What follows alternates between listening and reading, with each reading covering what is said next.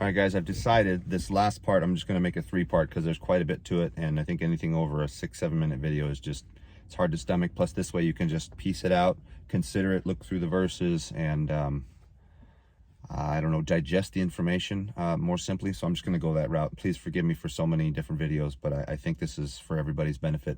So bear with me.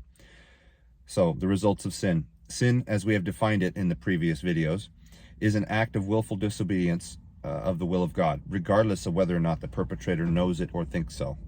Sin commonly has 3 results, namely an external ethical result, which is generally termed evil, the effect of one sin outside of oneself, an internal judicial result, which is generally termed guilt, the effect of sin upon oneself, and a dispositive practical result, which we have termed above as spiritual death, a separation from God, in other words. That would be the effect of one sin upon one's relationship with God. So let's start with evil. That'll be this video. In our use of the word evil in contemporary English, we generally mean rather something far worse than actual just sin. Biblically speaking, however, sin and evil are synonyms. Although it is true that the word evil is often used for the results or effects of sin rather than for the process of sinning itself. Nevertheless, sin and evil are 2 inseparable sides of the same coin, and it is in fact impossible to have one without the other. We find this point reflected in the etymology of the word evil. In both Hebrew and Greek, it is commonly and correctly translated bad, for badness is at the root of the word and the concept, and to a certain degree, the technical connotations of the word evil, which now restrict its use in English to exceptional malevolence, are misleading. The most one can say from a biblical standpoint is that, as mentioned above, the word evil, badness, being a noun, adjective, focuses more on the result of the action implied in sin, whether that word is being used as a pure verb or as a verbal noun. Here's James 4:16-17. But as it is, you are boasting in your braggart arrogance. Every such boast is evil, since for him who knows how to do good and does not do it, for him it is sin.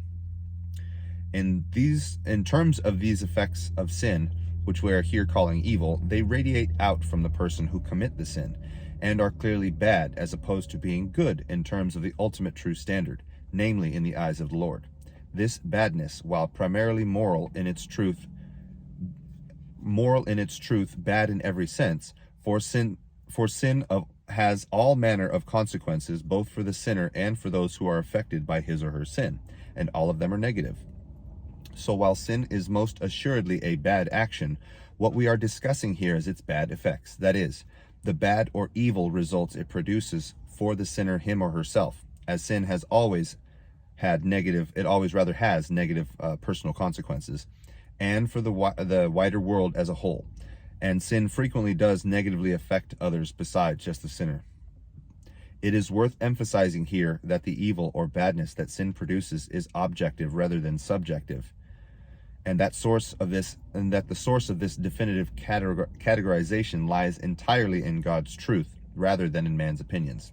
For example, Adam and Eve became mortal, were cursed, and were expelled from paradise for eating the forbidden fruit, an act which does not seem particularly immoral, sinful, bad, or evil in and of itself, but which is a clear and willful rejection of God's authority.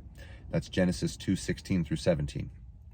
Actions prohibited by God, even if they may seem innocuous or even defensible to us, are not for that reason any less sinful or any less productive of evil. God is the righteous judge. We are but clay. What right do we have to question our Maker? Sin is therefore always sin, and inevitably produces evil of varying magnitude and consequence. But however small the sin and minimal the consequence, as is in the case of the contemporary proverb that nothing good ever happens after midnight, so also nothing good ever comes from sin. And while it is certainly true that through the grace and mercy of God sometimes good comes in spite of sin, in other words, David and Bathsheba becoming the parents of Solomon, in this case, really good example, we must always acknowledge the fact that the evil produced in each and every case will always make such experiences a bad bargain.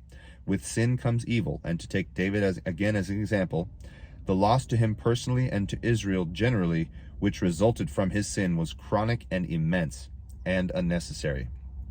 Obviously, if God provides blessings in spite of sin, how much more will he not provide blessing without sin?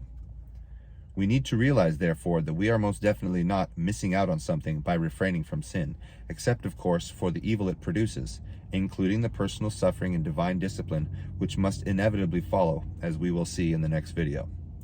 Even in the cases where by prior sinful behavior we have put ourselves in a box so as to suffer consequences if we do not continue to follow a sinful course, it is still always better to turn to God.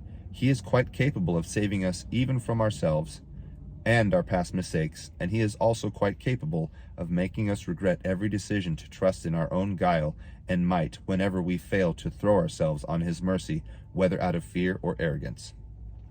That's pretty straightforward. I'm just going to leave it here. This will be part 1, or I guess, yeah, we're going to leave that.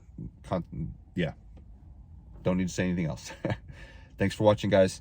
Part 2 is going to be about the guilt that comes from sin, and I'm going to put that up here in just a few moments. YouTube seems to be uploading slowly, so like, share, comment, subscribe. Let me know what you think. Hit the bell. Talk to you soon.